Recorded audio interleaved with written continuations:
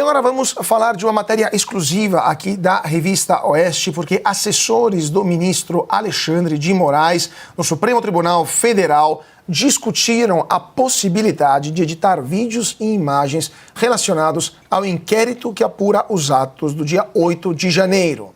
Documentos aos quais a Oeste teve acesso mostram que integrantes do gabinete do ministro se mobilizaram para encontrar provas em julho de 2023, quando a denúncia já havia sido oferecida aos investigados. E-mails internos mostram o juiz auxiliar solicitando o compartilhamento de materiais para possível edição antes de serem disponibilizados nos processos. As defesas de réus do 8 de janeiro criticaram a conduta e advogados ouvidos por a Revista Oeste afirmam que a manipulação de provas pode invalidar os processos e caracterizar parcialidade do julgador. Alexandre Garcia, muito boa noite. Esta informação exclusiva da Revista Oeste que mostra como houve uma tentativa de manipular as provas sobre os atos do dia 8 de janeiro. Isso, na sua opinião, poderia inviabilizar, poderia invalidar todo o processo em volta desse acontecimento? Boa noite. Boa noite, Carlo, Ana, Piotr. Que bom estarmos juntos nesta sexta-feira. Olha só, pensar que isso aí vai invalidar se coisas mais graves não invalidaram até agora, né? Não é o juiz natural, é um tribunal de exceção, né? Não há o devido processo legal, não há amplo direito de defesa, não preenche os requisitos da Constituição, né? E esse fato aí é mais um apenas. Já se viu lá atrás aquela história de não, use a sua imaginação, continuam usando a imaginação.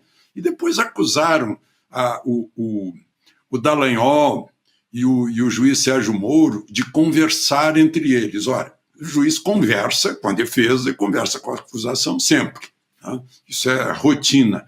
Agora, esses entendimentos do juiz, do julgador, isso não é Ministério Público fazendo, não é a polícia fazendo, é o julgador fazendo. Então, como o Guzzo escreveu e nós ouvimos há pouco, nós estamos sendo campeões de coisas que nem em filme de faroeste a gente vê. Adalberto Piotr, sua opinião sobre essa informação, esta matéria exclusiva da Revista Oeste sobre a tentativa de juízes auxiliares, sempre eles, né, como o Alexandre estava relembrando, sempre eles que falaram, use sua imaginação, a sua criatividade, aliás, e agora estavam tentando editar vídeos e imagens relacionados ao 8 de janeiro. O que vai acontecer a partir de agora? Muito boa noite. Boa noite, Cauti. Boa noite, Alexandre. Boa noite, Ana, a todos que nos acompanham. Veja a que ponto chegamos, né? O Alexandre Garcia já nos trouxe aí que outras coisas muito mais graves e que não demandam nenhuma investigação, que estão completamente fora do ordenamento jurídico brasileiro, ou seja, da legalidade, já deveriam demonstrar parcialidade, anulação e sindicância interna para saber, obviamente, com o posterior processo para expulsão, enfim, de funcionários, afastamento, e no caso de ministros do Supremo, até de o Senado se manifestar, que é o único que poderia fazê-lo nesse momento. Chegamos ao ponto de ver agora uma coisa que, sim, levaria claramente a uma percepção de parcialidade, de anulação de todas as provas e do processo, ou seja, arquivamento é o mínimo que aconteceria, mas tudo indica, pode ser que não aconteça nada, porque coisas piores já aconteceram e nada, digamos, mudou nesse cenário.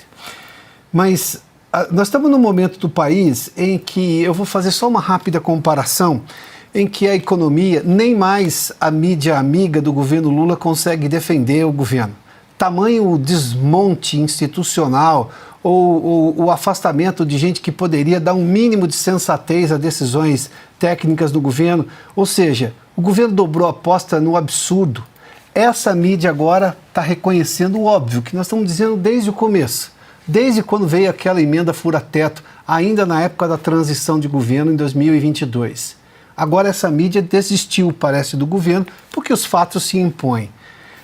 A gente só está esperando a hora que eles vão perceber em que não há mais nenhuma segurança jurídica, que as cortes brasileiras, sobretudo as superiores, sobretudo a maior delas, o Supremo Tribunal Federal, se afastou da Constituição. Quando é que essa gente vai acordar para a realidade?